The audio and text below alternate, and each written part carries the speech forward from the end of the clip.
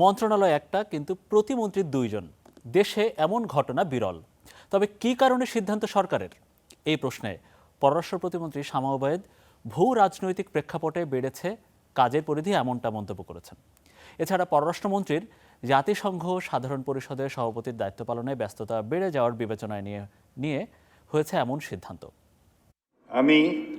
আমি মোহাম্মদ শামীম কায়সার গুরু দায়িত্ব পাবেন অনুমিতই ছিল। পররাষ্ট্র উপদেষ্টা হিসেবে তার উপর আস্থা রেখেছিলেন প্রধানমন্ত্রী। এবার দেয়া হলো প্রতিমন্ত্রীর দায়িত্ব। কর্তব্য বিশ্বস্ততার সহিত মন্ত্রিসভার রদবদলের শপথের পরেই আলোচনায় ছিল কোন মন্ত্রণালয় পাচ্ছেন হুমায়ুন কবির। প্রজ্ঞাপনের পর নতুন প্রশ্ন, তবে কি শামা ওবায়েদ ছাড়ছেন ফরেন মিনিস্ট্রি? টিম ওয়ার্কটা ভালো করি, আমরা যদি একসাথে কাজ করতে পারি। সেই ধোঁয়াশা নিজেই কাটালেন শামা ওবায়েদ। জানালেন গত ১৭ বছরের তুলনায় বেড়েছে কাজের পরিধি। তাই পররাষ্ট্রের মতো মন্ত্রণালয়ে দায়িত্ব পেয়েছেন দুই প্রতিমন্ত্রী। পররাষ্ট্র মন্ত্রণালয়ের কাজ অনেক, এবং আপনারা জানেন যে আমাদের পররাষ্ট্রমন্ত্রী ইউএনজি প্রেসিডেন্সি উনি জয়লাভ করেছেন। আগামী 1 বছর উনি অত্যন্ত ব্যস্ত থাকবেন।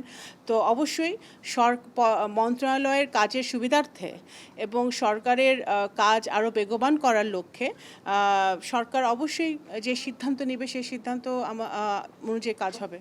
শুধু বাড়তি চাপই নয়, পররাষ্ট্রমন্ত্রী খলিলুর রহমানের জাতিসংঘ সাধারণ পরিষদের সভাপতির দায়িত্বের কথাও মাথায় রেখেছে সরকার। অবশ্যই উনি তো পররাষ্ট্র উপদেষ্টা হিসেবে কাজ করছিলেন, এবং আগেও আমরা যখন বিরোধী দলে ছিলাম তখনও উনি পররাষ্ট্র বিষয়ক কাজ করেছেন। তো অবশ্যই ওনার তো সেই এক্সপিরিয়েন্স আছেই। তো আমরা মনে করি আমরা যদি টিম ওয়ার্কটা ভালো করি, আমরা যদি একসাথে কাজ করতে পারি, ঐক্যবদ্ধভাবে কাজ করতে পারি, অবশ্যই আমাদের পররাষ্ট্র মন্ত্রণালয়ের যে বহুপাক্ষিক যেই কাজগুলো আছে সেগুলো আরও গুরুত্বের সাথে বেগবান হবে।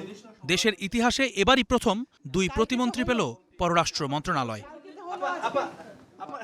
জুমান সাদিক, জ্যাভলিন, স্টার নিউজ, ঢাকা।